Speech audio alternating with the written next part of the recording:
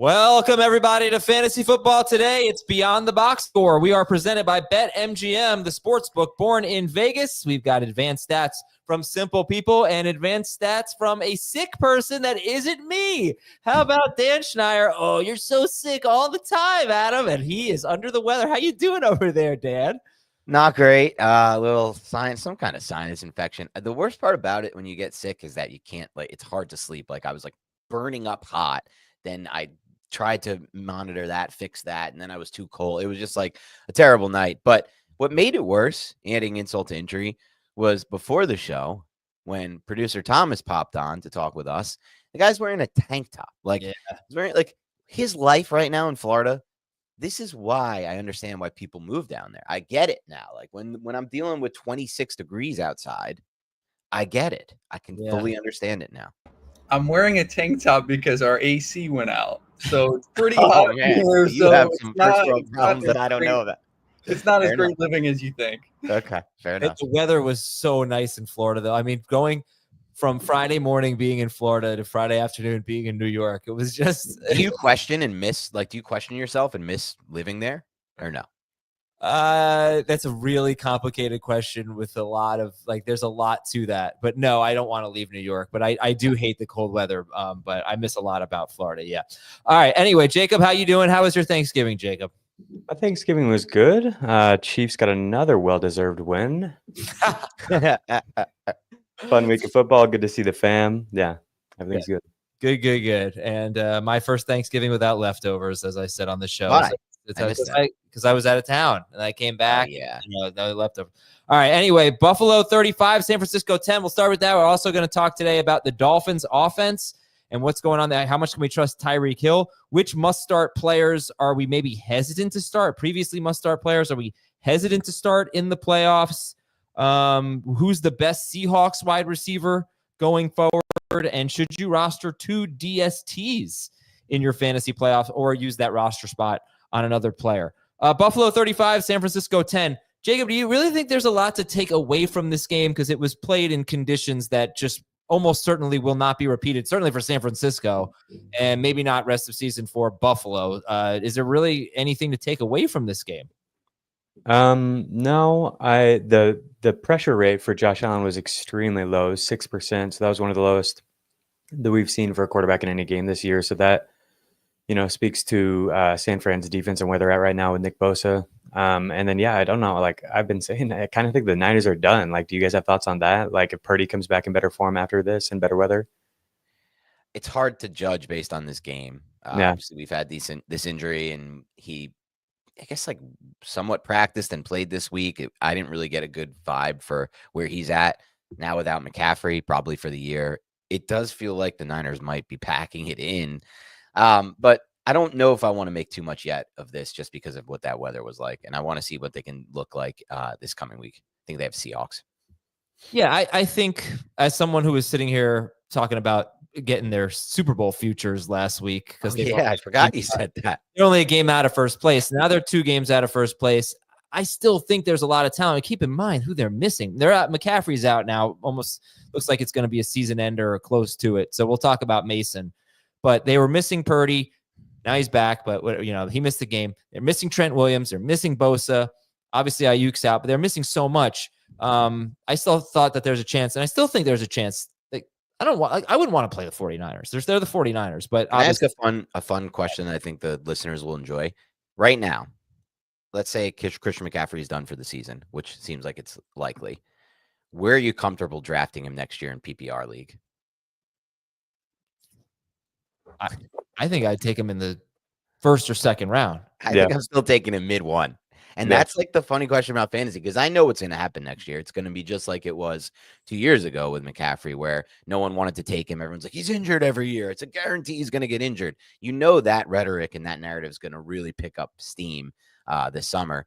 And I just feel like I'm going to be the odd man out there, and I'm going to be drafting a ton of him, unfortunately, because I don't really want to take that risk, but I just can't pass it up. When he's on the field, he's still going to be the difference maker in fantasy. And next year, I think that will still be the case. It's just a matter of predicting injuries, which I don't think we do a good job of.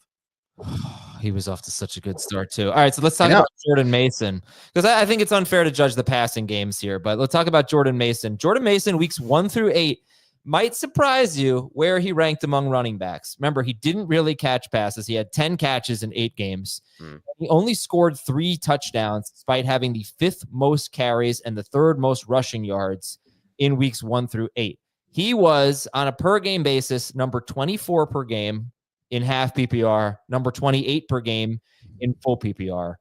There's no question Jordan Mason is the number 1 waiver wire priority. It's probably a spend all your fab kind of guy. Do you think Jordan Mason is a must-start running back going forward? Bears, Rams, Dolphins, Lions in his next 4 games. Bears, Dolphins, Lions. Bears, Rams, Dolphins, Lions. Bears, Rams, Dolphins, Lions. Yeah. 2 really bad matchups in there. Did you say he was running back 24 in points per game during that stretch? Half PPR, and in full PPR, he was 28th because he only scored 3 touchdowns and only had 10 catches. Yeah, that's wild. Touchdowns are a little unlucky. You know, he had, again, 5th most carries. He also had the 5th most carries inside the 5-yard line and just didn't score from there. But he is not going to catch a lot of passes. I think, I don't know. Maybe when he played, Ayuk was healthy. So maybe things changed there, but it just doesn't seem like Purdy throws to any running back other than McCaffrey. I mean, it just kind of depends on what we think is going to happen with this 49ers offense, right? Rest of season. Like, no Ayuk moving forward. Debo doesn't look like the same player he was last year. Maybe he's hurt as well. Obviously, Jennings we love. Offensive line, not what it was. Now no McCaffrey in the passing game, opening up things for the run and pass game. So if you're mentioning the touchdowns is a big factor here, especially in PPR leagues, because he's not making much on the in the receiving side of it, I would say no, he's not a must start. I would say he's more of like a flex RB2 option moving forward. I think he's like Jonathan Taylor at the high end, and then probably more likely he's like Brian Robinson, James Conner kind of a running back for fantasy going forward. I don't know if I could. I want to put him in that category, and I get it. Maybe more of the James Conner side than the Brian Robinson side for me, though, like on the lower end. Well, Conner, though, is 4 targets a game now. Right. Robinson, not clear what that's going to be with Eckler out. Taylor, though, is 1 target a game or 1 catch a game with Anthony Richardson. Taylor is someone I think we'll talk about a little bit later in the, are you going to consider sitting any studs in your fantasy playoffs? Because he has bad matchups and he never catches the ball and he's got a goal line for Vulture, but we can talk about that later. Over to the Bills side, Josh Allen with a 30-point fantasy game. He ran one in, 32.4 fantasy points, ran one in, threw one, and caught one. He caught a touchdown that didn't count as a catch. And if you ask me, it was a borderline better play by Amari Cooper than no. Honestly, I'm going there. It wasn't a play by Amari Cooper. If you listen to the post-game interview that he did on NBC, where he said that he actually started himself, Josh Allen, in his fantasy league, he said it was a bad pass. He said it was a bad pass, but that doesn't mean it's a bad play. Or it was a great catch that he made, and then the presence of mind to flip it to Josh Allen. Josh Allen was running there because he was worried it was going to be intercepted. Agreed, but let me ask you this question, Adam. How many other quarterbacks could make that play on the ball?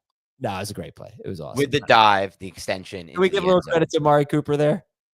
I'll give credit to him, but you're saying what's the better end of that play? It's definitely Josh Allen. Is this going back to your whole Josh Allen, Lamar Jackson for MVP debate? Is this like a hidden agenda thing by you? You're trying to get this narrative out there. This wasn't that good of a play. It was a bad throw. He admitted it. It was a bad throw. It ended up being his signature play of the year on a bad throw. This thing was an amazing play by him. All right. So again, let's not take too much away from the passing game here. 17 pass attempts, 148 yards. But James Cook, if anybody wants to say anything about James Cook, per game, he is a top 8 running back now, 7th per game in non-PPR, 8th per game in full PPR. And it's so weird that he has 11 rushing touchdowns in 11 games when he had 4 rushing touchdowns in his career coming into the season. And Jacob, what do you think about James Cook and the season he's having? Yeah, I keep thinking he's due to regress. He's somebody that I've been a little bit too low on all year, where I do rest of season ranking updates in the newsletter and stuff. And I keep just being a little bit too low on him. And he's playing really well. The offense is really good, so this could continue. But yeah, he is due for some regression. The one note I had on Buffalo was that Khalil Shakir continues to be like the clear cut first read target rate king for the Bills, 45% in this game. And I think That's a small sample size, but it could be something that like we can continue to extrapolate. Like if there's any takeaways to take away from this game, they seem to run things through him. Yeah, Shakir, he's got 6 straight games with 7 or more targets, including yesterday when Josh Allen, what did I say, threw 18 passes.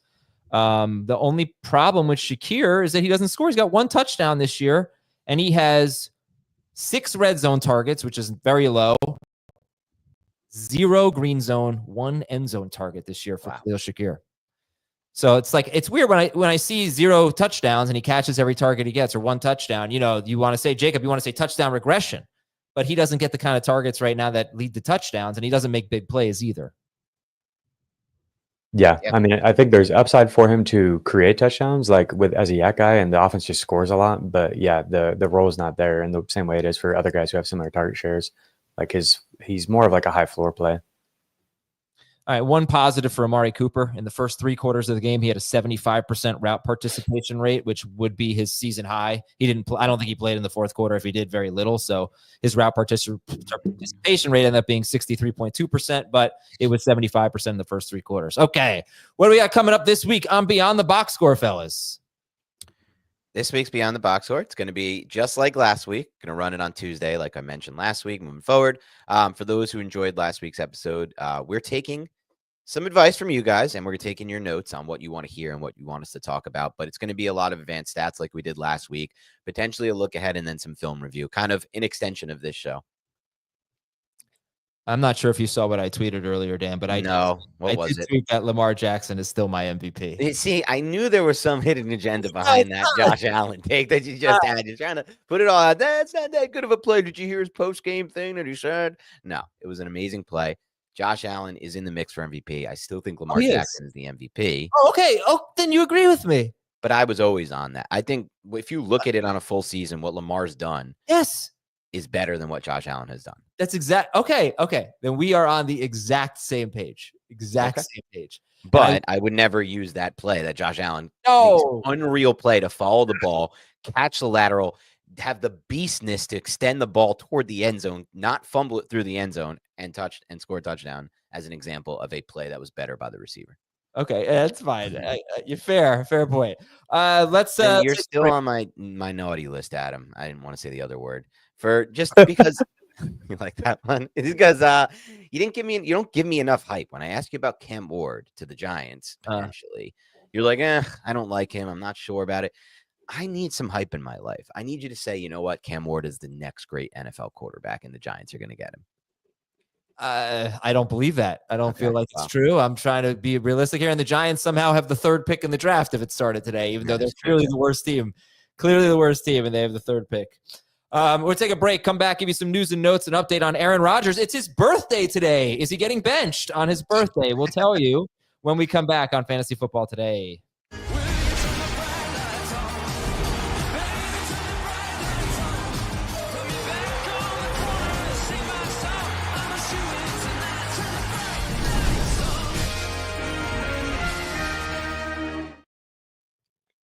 Welcome back, everybody. All right, news and notes. So Aaron Rodgers, I guess there was some thought that he might get benched. He is not getting benched. He will stay in there. I swear there was a moment where he was playing well in that game. I swear. There was. First quarter wasn't bad. Trevor Lawrence concussion. Baker Mayfield has this leg injury. He's expected to play as of now on Sunday. He may not do a lot of practicing this week. Running back news, McCaffrey, PCL, Dobbins, IR, Eckler, IR. I think Connor's okay. Roshan, concussion. And I think everyone else is okay. Wide receiver news, Noah Brown, ribs, CeeDee Lamb, shoulder, but he's expected to play this week against the Bengals. Rashad Bateman. So this was interesting. Rashad Bateman left with a knee injury. Deontay Johnson did not play a snap. Right. And then Harbaugh was not really forthcoming about he was just avoiding the question, basically. He said he wasn't ready to talk about the Deontay Johnson situation, something like that. So something's up there. They have a bye, right? They have a bye this week. So hopefully Bateman can be back, but I don't know what to say about Deontay Johnson anymore. Pittsburgh, neither does Jim Harbaugh. John Harbaugh. Pittsburgh wide receiver. I knew I was going to screw that up. Calvin Austin left with a concussion. McConkey's got a knee injury, or a leg injury. Haven't heard anything on that. And Cooper Kupp set the record for the most catches in the first 100 games of someone's career. Nice job, Cooper Kupp. it's kind of a weird stat because that's a lot of games. Yeah. It's a lot of games. Yeah. What would that be the equivalent of? Almost 8 seasons? 7 seasons? Yeah, I don't know. I wasn't going to do the math. I was just It's a going weird stat. to at that. Dallas Goedert, the knee injury not expected to be serious for Dallas Goedert. Taysom Hill, though, is out for the season. And Giants tight end Theo Johnson, who had not really been fantasy relevant, but he had been coming on doing some good things. He had 4 straight games with 5 to 6 targets. Theo Johnson, he could be out for the season with a foot injury. It's been a sad season for these young tight ends. Him, Eric All, Jared Wiley. Yeah. Just a note for the deep dynasty sickos. I was starting to get excited about Theo. Yeah, I know. And he started to look really, really good, especially in this last game. But just another unfortunate injury. We'll dig deep for next year on that, Jacob. This was supposed to be, I think this was the year where people were expecting these dynasty tight ends and the tight end position to not be strong in dynasty. And we kind of got a little flashes from all those, but now it's going to be a situation where you can get them all really cheap. And I think Jatavian Sanders could have a nice finish to the year with his matchups and the way Bryce Young is playing, obviously playing better. Oh, yeah. That was I watched all this. I watched the back-to-back. Bryce Young, this game is the first one I watched this week. Bryce Young looked really good in this game. Yeah. Do you think it was he had like 8 big-time throws and 1 turnover-worthy throw over his last 4 games? You think the Bucs had a lot to do with that? Or you think it was Bryce Young? I think it's Bryce Young. I mean, yeah, he just faced the Chiefs and Spagnuolo before that. I also don't think he was going to be able to recover that fumble if he had tried to dive on it. I think more likely he would have just been concussed or something because he's getting a little bit of heat for not diving on the covered fumble. But I only saw one replay of that. All right, there's one more quick film take from that. Yeah. Jonathan Brooks, get him on your radar for fantasy. He only had a few touches, but the reception he had was awesome. Made 2 sick cuts and understood where to go to get the maximized yards. And he had 1 run in the red zone area, I think, if I remember, that just looked really explosive on. And then both times he took on defenders and had some yards after contact. I think he's going to be a really good player soon for fantasy. We've been waiting. He's been on the radar. We've been I don't know if it's happening this year. 4 months for a Jonathan Brooks note, and finally they gave him some touches. That's going to be a really interesting one next season. If they hadn't signed Chuba Hubbard to a pretty lucrative contract extension, you could just assume it's going to be Jonathan Brooks. But what does that contract mean? It didn't mean much for Miles Sanders, but Chuba's had a good year. Let's give him credit. Yeah. All right, if you haven't signed up for BetMGM yet, use the bonus code FANTASY, and you'll get up to a $1,500 first bet offer on your first wager with BetMGM. Here's how it works. Download the BetMGM app and sign up using the bonus code FANTASY. Deposit at least $10 and place your first wager on any game, and you'll receive up to $1,500 in bonus bets if your bet loses. Just make sure you use the bonus code FANTASY when you sign up. I'm just going to give a couple of snap count notes because I only have 2. TJ Hockenson played 64% of the snaps. I think that's about what he was at last week. That's kind of what he's peaking at. TJ Hockenson, 2/3 or so of the snap. Christian Watson played 94% of the snaps, only his second game above 67% this season. You have to figure Romeo Doubs being out had a lot to do with that. Doubs did practice or was listed as a participant on Sunday, I believe, because they have a Thursday game coming up against the Lions. But if Doubs is out, I know Watson didn't have a great game, but if Doubs is out, Watson on the field for almost every snap. That's exciting. All right, Jacob, what do you got in the world of advanced metrics? I want to talk about Caleb Williams.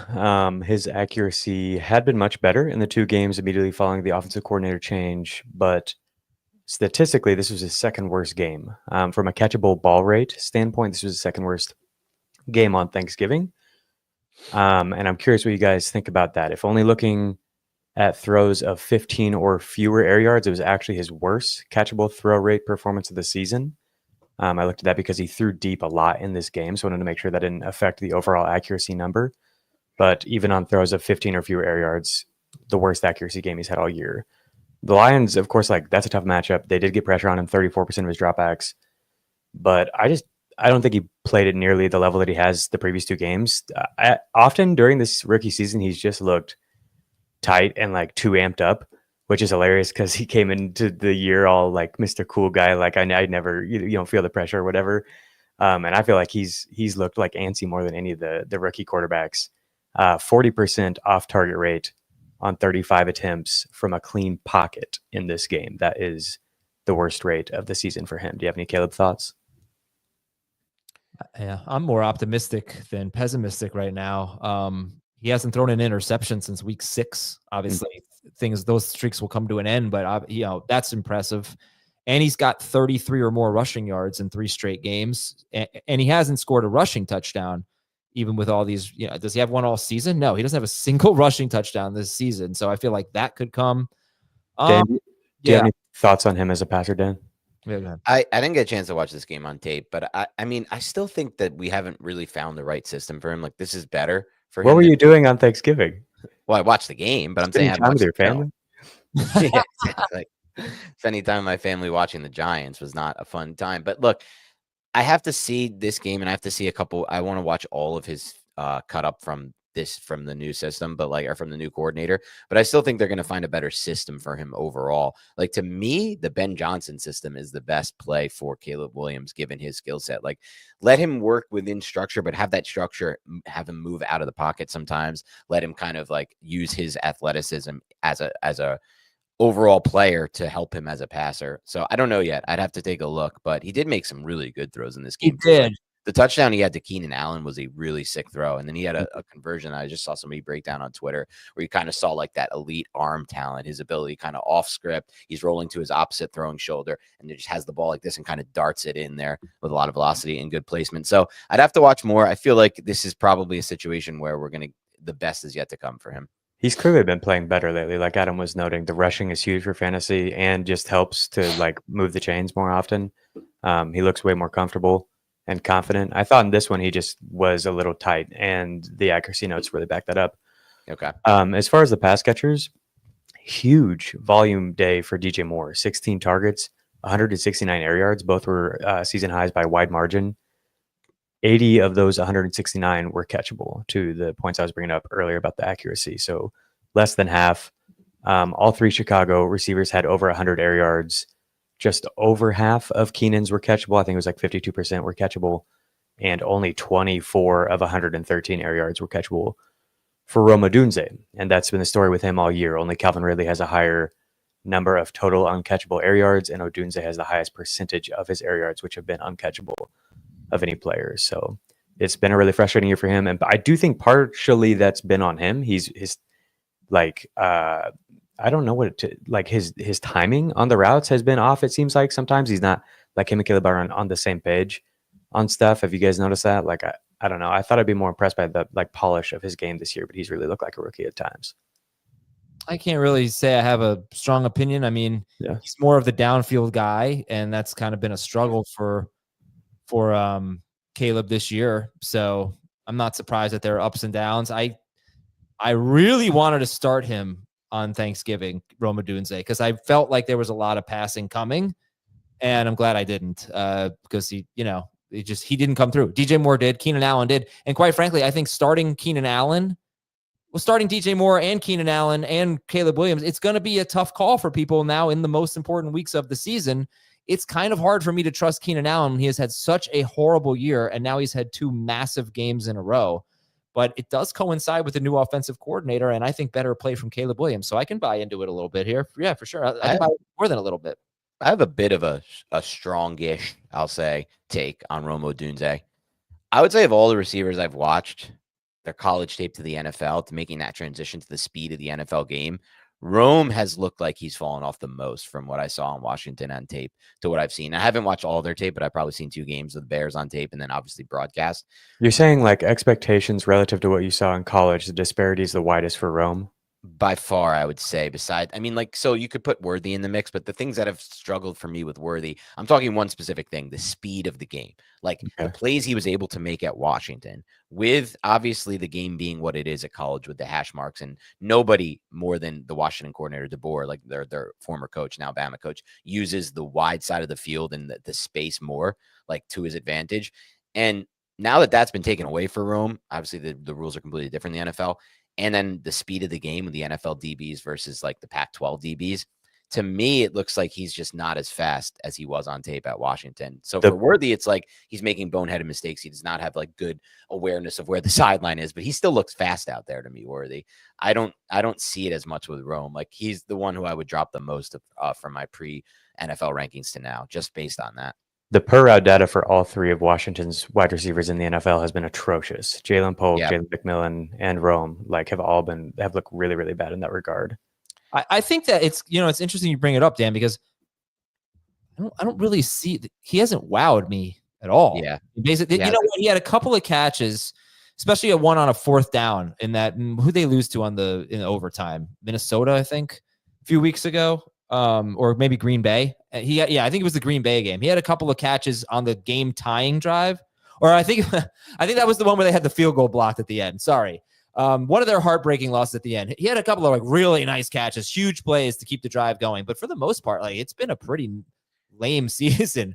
There hasn't been much after the catch or from a pure speed standpoint on before the catch, let's say on a vertical plane. But when I watch this tape at Washington, they used him on screens. I feel like he's not going to be used that way in the NFL at all. I don't think his speed is there at all, from what I've seen so far. And then he was at his main stat from college was he caught 75% of his contested catches in his last season at Washington, which was awesome. But right now, that's not really a role. He's not really doesn't have that kind of rapport yet with Caleb, if that's going to happen, or maybe that's not part of the offense. I don't see a lot of back shoulders. I don't see a lot of those same plays that I saw Penix throw him. All right, let's move on. Go ahead, Jacob. Yeah, let's talk about Bryce Young.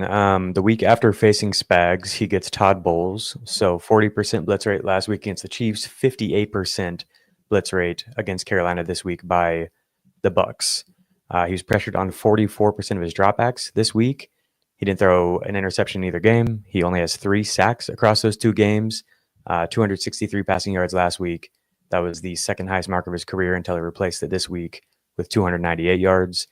And he's been producing a ton of receiving volume. So on last Tuesday's Beyond the Box Score Part 2 episode, I said, I think it's possible that maybe only one or even none of these Carolina pass catchers matter, because the expectations for the overall offensive environment are 200-ish passing yards every week.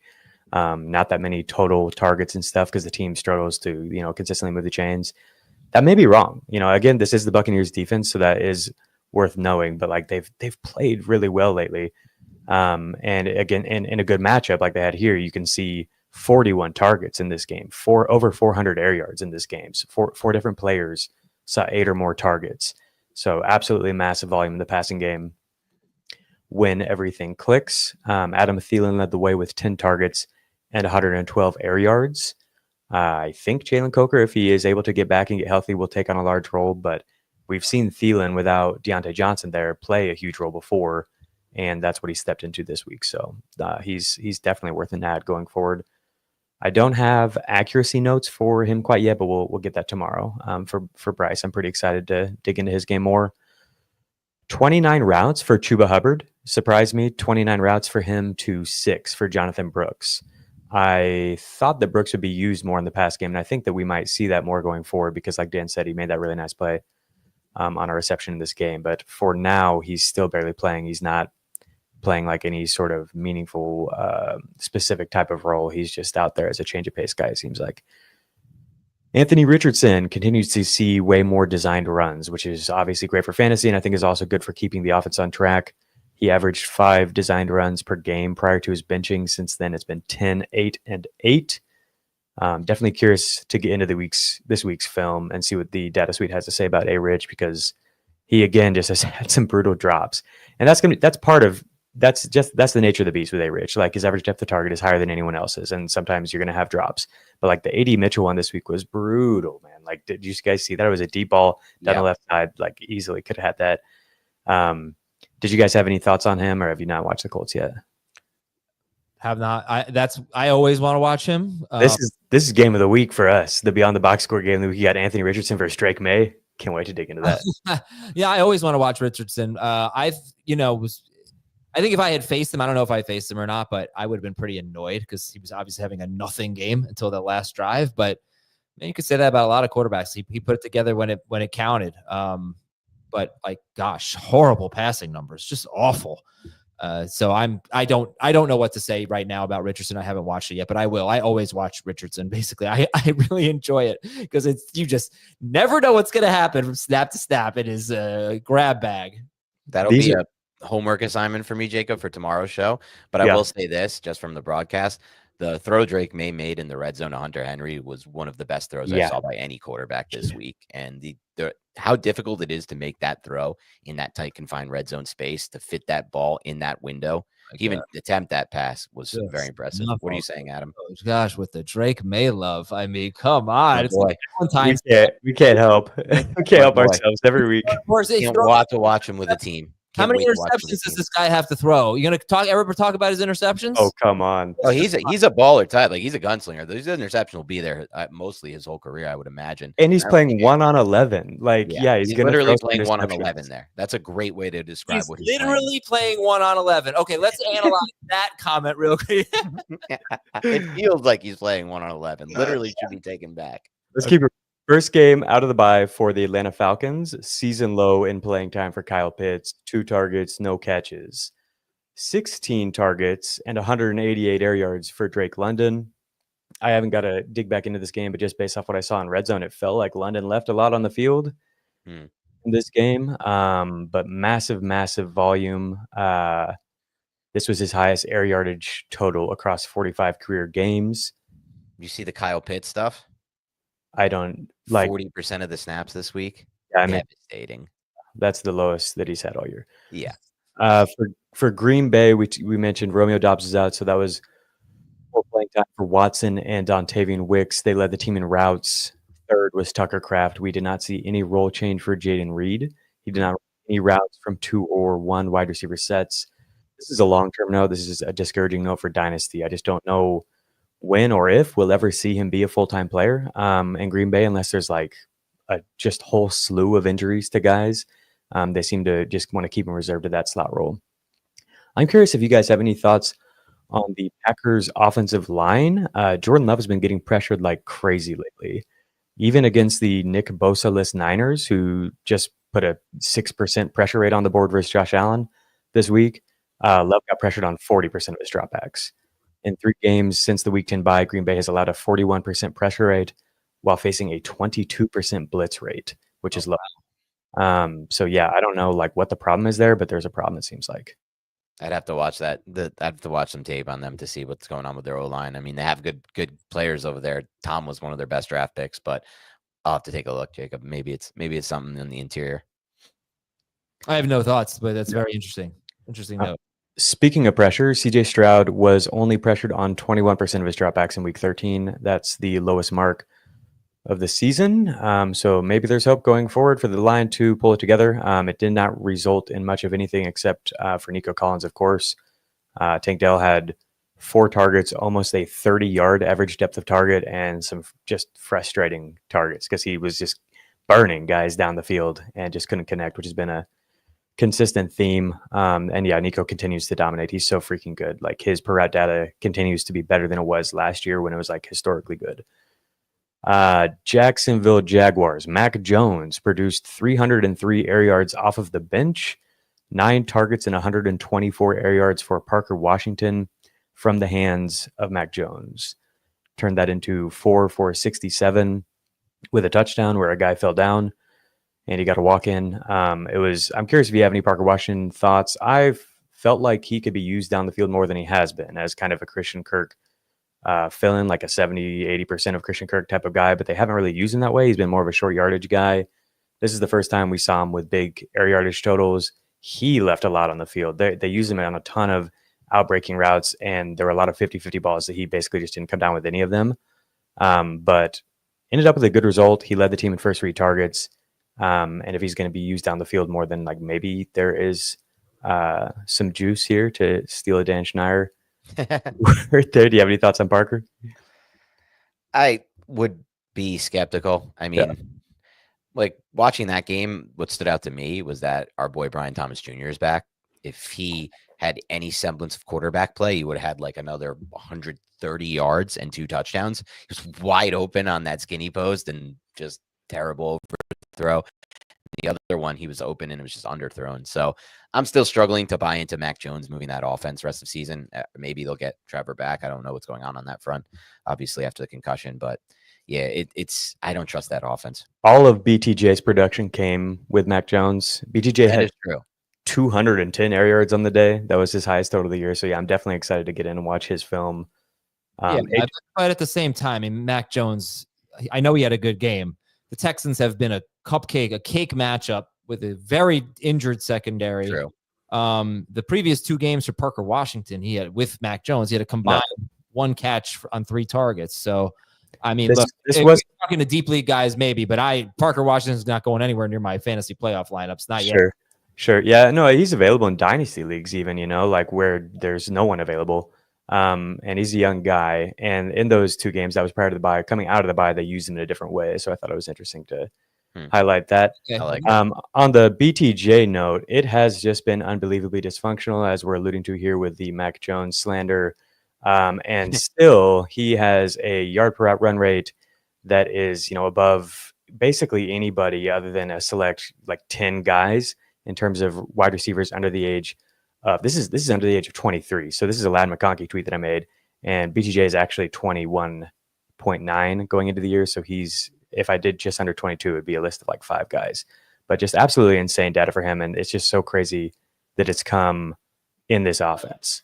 I don't know. I keep highlighting that. And I wanted to get on Ladd McConkey as well. Ladd did get banged up, so hopefully he comes back. But he had a 60% first read target share in this game. That was higher than anyone in the NFL this week. This is it. This is what Dan and I have been hoping could come to fruition, where he could really step in and be a target hog. And we saw it over 100 yards in the first half in a game where the passing offense really struggled. And now his yard per out run rate on the year is up to 2.39. And yeah, if you look at this tweet, it's right up there with rookie or year 2 Amon-Ra St. Brown, year 2 Chris Olave, year 2 Justin Jefferson, rookie Puka Nacua, rookie Jamar Chase, above rookie Mike Evans, above year 2 DeAndre Hopkins. It's pretty crazy. That's a foolproof list right there, basically. Yeah, I just think it's important right now to remind everyone that I traded Stephon Diggs and Mitchell for Ladd McConkey in a dynasty league. So yes, and I think it's important for me to remind everyone that I am headed toward likely the finals and winning that dynasty league. And I see a face already from Thomas in the background. Producer Thomas is my competition in that league, and Adam is toiling away at the bottom barrel of that league with a quote unquote rebuild that's going to take many more years. One more year. We're good. All right, Jake, you got one more here? We are running out of time. Yeah, Ladd McConkey's a great start to a rebuild. A couple running back notes real quick. I wanted to see if you guys had any thoughts on the Kyren Williams-Blake Corum split. This was the first time we've seen a split. 15-8 in terms of carries, and 2/3 of snaps went to Kyren, 1/3 to Corum. Thought Corum looked pretty good. Do you think there's any change here, or? No, I mean, Kyren had 15 carries, 104 yards, and a touchdown. Sean McVay was effusive in his praise for Kyren Williams after the game. I feel like we've had a few times this year. It hasn't been quite like this, where people have kind of thought, oh, here comes Blake Corum, and it never materializes. And I don't really see a reason why it should, unless he's wearing down. But I am not taking it seriously. I'm treating Kyren Williams as another guy that I am nervously going to call a must start, because he doesn't catch passes. He has 0 or 1 catch in, I think, 5 of his last 7 games since Kupp came back and Nacua came back. But he's good and he scores. So, he's like a better version of Jonathan Taylor to me. But yeah. Yeah, that's why I was bringing it up, is just because what he's been doing has been on kind of fragile usage, because he doesn't get the target. So if the RB rush share does diminish, then that maybe drops him to RB2 status. The last guy I wanted to highlight was Bucky Irving. There wasn't a huge change in his usage. It was just an amazing performance, and as to be expected against Carolina. 60% snap rate, 53% route rate in the first half. That was basically right in line with last week's role. But he got banged up, hip injury in the second half. Did you guys see that video of him limping to the locker room? It did not look good. Did not see that. Yeah, I saw him on the sideline. He's got ice on his hip, walking to the locker room, and he is gingerly, not hardly moving. And that's something to monitor going forward for sure. He played through it, but we'll see once the adrenaline's not there. Okay. Yep, that is definitely one to keep an eye on. All right, we're going to take a break and get to our big topics when we come back on FFT. CBS Sports HQ, giving you college football coverage unlike anyone else. We're talking Big Ten. Pre- and post-game coverage. Are you encouraged with the way that this team responded? Along with breaking news. A lot of movement in the rankings this week. Highlights and expert analysis. That streak could be in jeopardy here. Sure. What was your main takeaway from this game? How impressive was his domination? That really changed the football game. Let's go ahead and have some more fun. Another wild ending. The chaos continues. Turn to CBS Sports HQ. All right, welcome back. So we've got our 4 big topics. The first one comes from Ruben's Right on Twitter. What studs do we need to be ready to bench in the playoffs? You guys have it. I came up with 3 just to discuss. Okay. One was Ken Walker. One was Jonathan Taylor. And the other is Jalen Hurts, who has now scored fewer than 20 fantasy points in 3 straight games. And if y'all remember, Jamie was saying, like, I think he asked last week, who's on the I would not bench them no matter how much they're struggling team. And I said, well, Jalen Hurts will go on there if he has another game under 20 points. I'm not going to bench him. But I do think you're looking at a team that their defense is so good. I mean, it is unbelievable how good this defense is playing. And he throws, where's pass attempts? 19 pass attempts yesterday, 22 the week before, 28 the week before that, 20, 24, 20, 14 at the Giants. So if he doesn't rush for touchdowns, you're seeing some pretty bad games from Jalen Hurts. I don't think it's ridiculous to think about benching him if you have like a red hot Bo Nix, see what he does tonight. If it's not even about the matchups, because for the Eagles, they just don't need to throw the ball. Right. So, and with Barkley playing the way he's playing, I tend to believe that a player like Jalen Hurts, no matter what happens, like you just start him because he is so good. We've gone through this before with I remember with Dak Prescott a couple years ago, maybe a year ago. Like, they're not throwing. Their defense is good. They're not throwing. And then like that was just stupid. It was like a small sample size. That's where I'm at on Jalen Hurts. But it is frustrating, and it is just worth pointing out they are throwing the ball so little, and now they have the best running back in football, an MVP candidate. That hasn't been the case before. So it's not a great situation for Jalen Hurts. I'm going to keep starting him. Taylor, of the 3 in a full PPR league, Taylor is the one I fear the most. He has difficult matchups going forward. He just needs to score. Now, they are going to get Ryan Kelly back after the bye, important offensive lineman for them. But those are the 3 that I thought of that I would consider. A little bit for Walker, definitely consider for Taylor, and not there yet with Hurts. Yeah, those are good ones. I'm kind of struggling to find any, like Terry McLaurin. What do you got, Dan? I don't know if I would bench McLaurin at this point, but I have to look at the matchups. I would say like a lot of name brand guys that are probably not considered studs, but just under that are guys that and are makes for a tough decision in your lineups for that final like wide receiver 3 or flex or whatever it may be. CeeDee Lamb, he's on my list. And now he's injured again. He's going to be playing injured the rest of season. Jacob and I have talked about this for 3 weeks now. There just doesn't appear to be any real upside when it comes to Lamb, unless you're in PPR leagues. And even then, he's basically playing the Wan'Dale Robinson role in a similar type situation with Cooper Rush at quarterback. And the Cowboys have found some success in the run game lately. Deebo Samuel, another player in a similar situation. Big name. You expect to have to start him, just like Lamb. I don't think I'll be starting him unless the situation is right and the matchup is right and something else has to kind of click, I think, for that offense. These dead offenses, become increasingly dead offenses are the ones where I want to bench stud players for my fantasy playoffs. I don't want to just lean on the name. I'm going to be looking at the matchup and basically the health of the offense as we head into these final weeks. And we also have to consider that not everybody plays in PPR leagues because it's easy with a guy like Lamb, and I'm going to throw Malik Neighbors in there, even though Heath's probably going to jump on the podcast and tell me how wrong I am about Malik Neighbors. But if you're not in a full PPR league, then you're pretty frustrated, okay? And you're frustrated anyway because he's borderline top. He has no touchdown since week 3, Malik Neighbors. Yeah, it's, and does he have any big plays? He's not doing anything after the catch. No. And by the way, this is going to end up, when we look at his final stats, my initial prediction for Malik Neighbors is going to end up being pretty damn close, that he would be like Jalen Waddle rookie season. 4 touchdowns Jalen had his rookie season. Malik has what, 3 so far? Yep. He might get another one if they're lucky.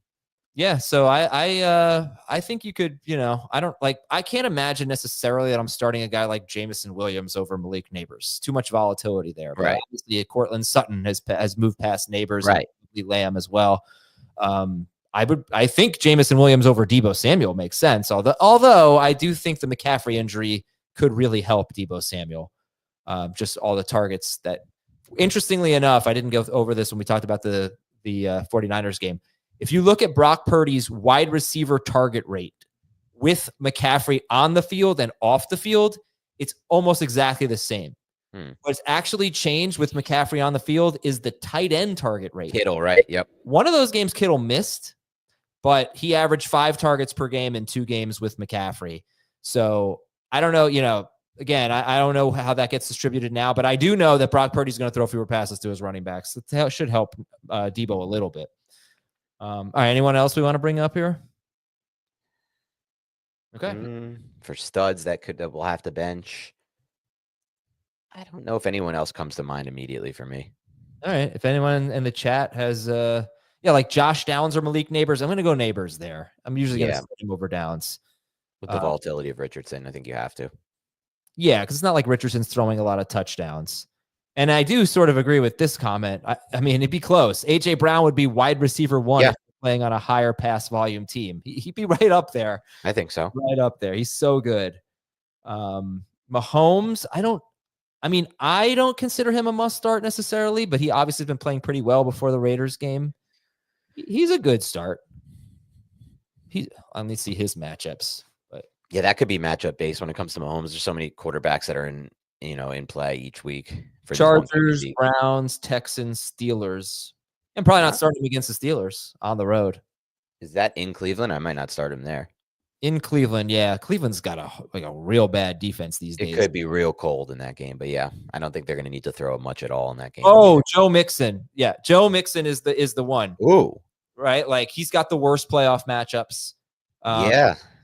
Although, okay, like, obviously Tennessee. I'm not benching him, though. I know that. I can't bench somebody with that role. It's Miami. So Miami, you're gonna sit him this week. He's on a bye. You're gonna start him against Miami, Kansas City, and Baltimore the next 2 games. Buffalo, yeah, or Ball, yeah. Yeah, that's tough. I'm playing him no matter what, though. He's not. Yeah, I'm gonna play him too. Yeah. But it's like I wish I wish he had better matchups. Okay, let's go to our next topic here. It is from Good Boy Troy. Is JSN wide receiver 1 in Seattle rest of season? I'm frustrated about this one. I dropped an F-bomb on the timeline today about this one. Really? Yeah. Wow, rare F-bomb from you. What are we doing? Only Adam drops F-bombs on air. Never. Oh, no, that's on air. That makes sense. Adam drops them when we're on air. I've never done that. Never done that. The tape will tell a different story, but yes. 47% first read target rate for DK Metcalf in week 13. Any guess what Jaxon Smith-Njigba's was? 8%. I can't guess because I've already seen this tweet. 11%. Metcalf caught 4 of 9 targets for 66 yards. That's great. That's one of his best efficiency games in a while. Jason caught all 4 of his targets for 74 yards, led the Seahawks in receiving first downs. Since Metcalf has returned, he has caught 20 of 21 targets. One of those games was a short ADOT game. The other one was normal, like 7. This one, his average depth of target was 15 yards. Wait a second. Yeah. Since Metcalf returned, JSN has caught 20 of 21 targets. Yes. Led the team in receiving yards, led the team in receptions, led the team in receiving first downs. Really has been the reason that they won 2 of those games, the Niners game and this past game. Yeah. Just huge plays. 4th down, they need 5. They go to Jason. He gets 30. He's just been so freaking good. But yeah, since Metcalf has returned, 38% first read target rate for him, 24% for JSN. So, like, is he the wide receiver 1? Maybe in our dreams, maybe in like talent and hypothetical land, but that's not how they're treating him, right? Jacob, maybe for dynasty purposes. Like, sure. That's how I'm looking at what I'm seeing from JSN. He's a player who I loved his evaluation coming out of Ohio State. Really good film. Last year was a struggle. There were times where it was bad. He's in a system that's better for him, I think. But ultimately, I didn't watch this game on tape. But last week for Beyond the Box, where we watched this game versus Arizona Seattle from last week. And I saw so much dysfunction within this offense. I saw offensive line breakdowns consistently. Yeah. Don't know what's going on there. I saw issues with the scheme and with the play calling as well. I'm not sold on this offense translating from college to NFL just yet. There are moments where it looks awesome, and there are moments where it looks hectic. So ultimately, I think I have not enough faith in this offense to say that JSN can be a wide receiver 1 moving forward. Did you notice? Because I watched the tape of the last 2 games of Geno Smith's dropbacks. Okay. I did, and I watched Ken Walker too. So I've watched pretty much every Seahawks offensive play over the last couple of weeks. I thought that the Cardinals, who they play again this upcoming week, did a really good job double teaming DK Metcalf. I don't know. That was their game. Yeah. Yeah. So they did a really good, and the Jets did too, but I thought the Cardinals did a great job of it. I'm a little worried about Metcalf this week because he does, as Jamie outlined, has terrible history against the Cardinals throughout his career. But I would say just based on the tape, he looks super fast. He looks great. Jacob talked about the first read targets. He's been open for deep touchdowns in 2 straight games. Against the Cardinals, Geno Smith, he didn't wait till it was a good play by the Cardinals defensive end, whoever got him. It was a strip sack. Metcalf had a deep touchdown. And against the Jets, it was an underthrown ball. He just put a great double move on DJ Reed. So they had a 34-yard touchdown, underthrown ball, ended up being a catch for a 30-yard completion. I would say DK Metcalf is, if we were in that part of the year, is a great buy low based on what the trends we're seeing. I'll also point out, but I'm a little concerned about this upcoming week, but I think good things are ahead for him. I'm a little concerned about the pass volume, though. They're throwing about 30-ish times a game. They were one of the most pass-heavy teams in football. They had the highest pass rate the first 7-ish weeks of the season. So I don't have these notes in front of me. And now they're 13th in pass rate, but they're just not throwing nearly as much. But as long as they don't throw to Lockett at all, it really doesn't matter because it's all going to Metcalf and JSN. And the other thing I noticed, I don't know if you felt this way, I don't think Geno Smith's playing very well. He's not playing very well within the system right now. And I think part of that is the offensive line. It's just not passing very well. The line stinks. I really wanted to come away from the Ken Walker review just kind of being done with Ken Walker because he's such a frustrating player. He's so yep. Where are my Walker notes? Biggest issue for me is the role in the passing game didn't evolve as I hoped it would throughout the year. Well, he had his lowest route participation rate of the year yesterday. Yep. But in his last 8 games, he's averaging 3.2 yards per carry. But I think they have one of the worst offensive lines in football. That was my big takeaway. It's not all on him. Their offensive line's been terrible. Jacob, I think you wanted to add on to that. I think all of this ties back to the line. Why are they passing less? Because it's negative plays when they pass. Why is Geno rattled? Because Charles Cross is embarrassingly bad right now at left tackle. Why is Kenneth Walker so inefficient? Because he's rattled. He's trying to make big plays out of everything because there's not the lanes that are supposed to be there. I don't know. It's just been messy. We were watching Red Zone yesterday, and I'm like, literally every time they've shown this game, it has not been the Seahawks. I haven't seen the Seahawks all day. Because their drives are so disjointed. It was a good idea to try to bring this offense to the NFL, and I can see at moments it works well. But ultimately, it's just so different running this kind of offense in the college with the hash mark rules than it is in the NFL. And there's just not a lot of space. And those safeties can close that gap much faster than you think. And I don't know. I don't love this offense moving forward personally. But I do think if they upgrade their line significantly this offseason, maybe, that's what you need. Well, that's what you need, right? That's what Washington had. College Washington. Right. All right, let's go to our next topic here. It's from Warshak. Who is to blame for the Dolphins wide receivers not producing? McDaniel, Tua, Tyreek's wrist, Jonnu Smith, and will they get back into form during this final stretch? This is the best question. This is the most interesting question you had. Jacob, you look like you had some. I'm going to let you start first. On Tyreek, he had a 13% first read target share in week 13 per the fantasy points data suite. That's his lowest rate as a Dolphin ever in a game. His rate has been below 20%. He's had less than 20% of the first read targets in 6 of 12 games this year. Prior to this season, his rate was below 20% in 1 of 33 games with Miami. What's the problem? Is it just that they don't want to go to Tyreek? By the way, Jalen Waddles was 8% this week. I think that it's Mike McDaniel, because, sure, maybe Tyreek's not full health, but Waddle certainly looks like he is. He's been amazing these last 2 weeks. His film has been one of the most explosive receivers in the NFL. lately, and like they're not getting him the ball. It's all going to Jonnu. It's all the short stuff, and they can't run. They can't run the ball at all, and so it's become this weird like version of the offense where they're doing all this short target stuff as like an adaptation of the run game, and like that's it, and it's not working very well. It feels like it's Mike McDaniel, and it's just kind of broken. I'm not maybe smart enough to completely diagnose what's going on, but that's where I'm at with it. I think you nailed it. Personally, from my opinion, at least, I think Jacob nailed it. They're using the pass game as an extension of the run game because last year they were able to pull off chunks in the run game with the space that was created ultimately from defenses being, concerned about those intermediate and deep levels of the field because they were getting torched there. They're not getting torched there. They're not able to run the ball either. And so it's kind of turned into this version of the offense that doesn't really take advantage of what Tua's best skill set is as a quarterback, which is anticipatory throwing and his ability to accurately put balls into space and let receivers run under it. When, in my opinion, when you have this like extension of the run game, pass game, you're taking that all away from Tua because anyone can kind of throw some of these passes that they're completing underneath. So I don't think it's great for the offense, but I don't know if it's going to change. Now, I want to be clear. There's probably going to be some good weather games coming up, which give them a chance maybe. So I don't know if I want to totally bail ship just yet, like based on them playing in Green Bay in that freezing weather. But it doesn't look great. Well, I got to tell you, I agree with your diagnoses. I disagree with your conclusions. Okay. Because everything you're saying about what they're doing is right, but you're kind of making it sound like it's not working. And actually, it is working really well. Since Tua has come back in their last 6 games, they are averaging the 5th most points per game in the NFL. Wow. 6 most. What does that say about the NFL? They've scored 27 or more points in 5 of those 6 games. They've scored 23 or more points in every game. It's not obviously working, because we're not seeing the splash plays, but if you look at what they're doing, it is working. And who have they lost to in that stretch? They lost by 1 point, I believe, to Arizona.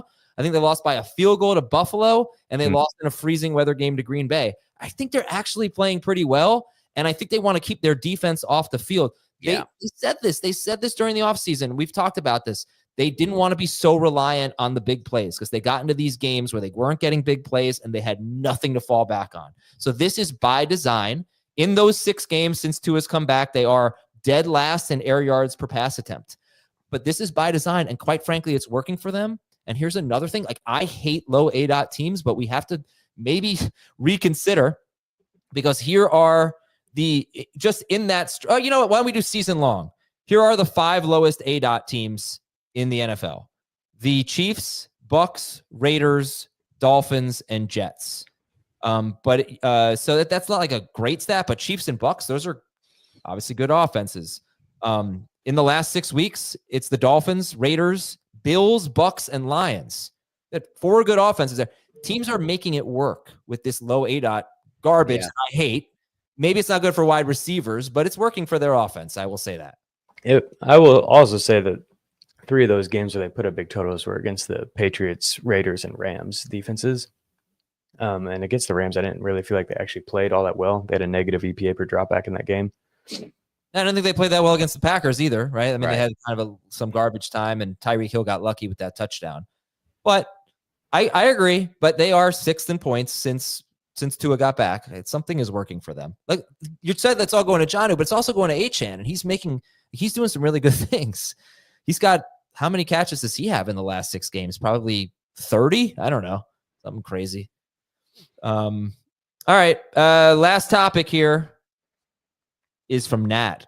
Late in the season, is it better to roster 2 defenses and or 2 kickers to play the matchups, or should you use your bench and continue stashing running backs for depth and injury upside? I think the latter. I feel pretty strongly about this. I was in a 10-team league where this week I had an extra roster spot, and Jordan Mason was available. I picked up Jordan Mason. Now that could change my whole playoffs. Would that have happened with the defense or a kicker? Maybe, if you get lucky, but sometimes the matchups don't even work out in your favor. Sometimes the team that has the worst matchup scores more. It's defense, it's kicker. There's a lot of volatility to both positions. I would much rather play the potential league-winning stash. I think the only way you're doing the former is if your team is really like set. If you've got Bryce Hall and Jahmyr Gibbs or something, like if you are in a shallow league or something where, like, if you're thinking about this, then that tells me like your team is probably set, right? Like, I don't know, because most people aren't. You're talking about min-maxing your like defense and kicker and stuff during the playoffs. Most of us don't have that luxury. Unless I'm completely set at running backs, I'm doing what Dan said, and I'm stashing and hoping for a lottery ticket hit. Completely agree. And remember, when you're in the playoffs, there aren't that many teams competing on the waiver wire. Right. So it's easier to get a DST you like. If there's a running back that comes available, every team that's left in the playoffs is going after that same guy. It's not necessarily the case for a DST. So I wouldn't do it. And I certainly wouldn't do it with 2 kickers. But it's a good question. I would get that question a lot. I just think you're going to be able to find DST you want on the waiver wire if you need to go that route in the fantasy playoffs. All right, guys, good show. Looks like Jalen Coker could be back this week.